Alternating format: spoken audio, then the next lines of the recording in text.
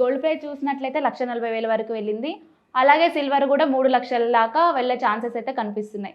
మరి ఈ టైంలో పెళ్లి సీజన్ కూడా వస్తుంది నెక్స్ట్. ఈ టైంలో ఇన్వెస్ట్ చేసేవాళ్ళు చేయాలా వద్దా?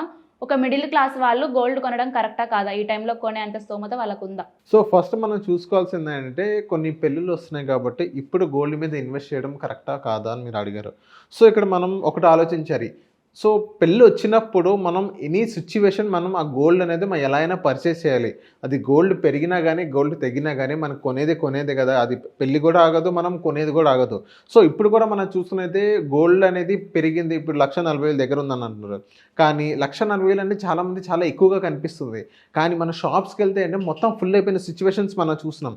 సో గోల్డ్ కొనే వాళ్ళు చాలామంది అక్కడికి వచ్చారు. చాలామంది ఉన్నారు అక్కడ క్లయింట్స్, చాలామంది ఉన్నారు గోల్డ్ కొనేవాళ్ళు.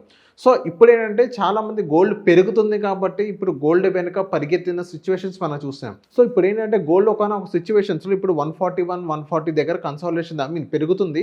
సో ఈ గతంలో మనం చూసుకున్నట్లయితే 1 మంత్ బ్యాక్ మనం చూసుకున్నట్లయితే ఎవరైతే గోల్డ్ మీద ఇన్వెస్ట్మెంట్ చేయాలి అని అనుకుంటారో సో అప్పుడు గోల్డ్ వచ్చేసి దగ్గర 119, 120 దగ్గర అక్కడక్కడ కన్సాలిడేషన్ అవుతుంది.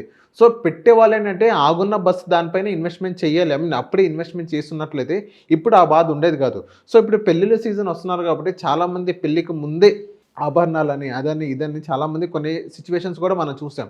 సో ఇప్పుడు ఏంటంటే పెళ్ళి ఉన్నా లేకపోయినా వాళ్ళ పిల్లలకి ఎంత వెయ్యాలనేది వాళ్ళు అప్పుడు ఒకటి ఎక్కువైనా కానీ తక్కువైనా అప్పుడు ఎలాంటి సిచ్యువేషన్స్ అయినా కానీ వాళ్ళు కొనుక్కుంటారు. అండ్ నెక్స్ట్ ఇప్పుడు సిల్వర్ చూసినట్టే దగ్గర 2,70,000 దగ్గర ఉంది. అది 3,00,000 కూడా దాటే అవకాశాలు కూడా ఉన్నాయి. సో ఇప్పుడు సిల్వర్ మీద ఇన్వెస్ట్మెంట్ అంటే అది మీరు ఆలోచించి చేయాల్సి వచ్చింది. సిల్వర్ అనేది ఎప్పుడు చెప్తున్నాను అదొక ఇండస్ట్రియల్ మెటీరియల్ మాత్రమే.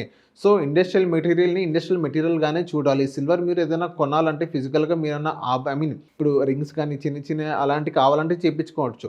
కానీ దాన్ని మళ్ళీ రీసేల్ చేయాలంటే అది చాలా కష్టం. 50% కూడా తగ్గే ఛాన్సెస్ ఉంటుంది. సో బెటర్ మీరు సిల్వర్ అయినా కానీ గోల్డ్ అయినా కానీ మీరు చూసుకున్నట్లయితే బెటర్ మీరు ఇన్వెస్ట్మెంట్ పర్పస్లో మీరు చూసుకున్నట్లయితే బెటర్ మీరు ETF రూపంలో మీరు వెళ్ళండి.